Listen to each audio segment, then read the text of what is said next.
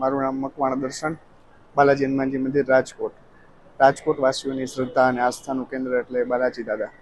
આજના ખાત્રીજ અને પરશુરામ જયંતિના પવિત્ર દિવસે મહાપ્રતાપી બાલાજી દાદાને કાચી કેરીના દિવ્ય શણગાર કરવામાં આવ્યા છે. આજે હજારો ભક્તો દાદાના દર્શને પધારશે અને ધન્યતાની અનુભૂતિ કરશે. આપ પણ આપના પરિવાર સાથે દાદાના દિવ્ય દર્શનનો લાભ લો, તેમ બાલાજી મંદિરની યાદીમાં જણાવાયું છે. રાતના 11:30 સુધી દર્શન રહેશે ખુલ્લા.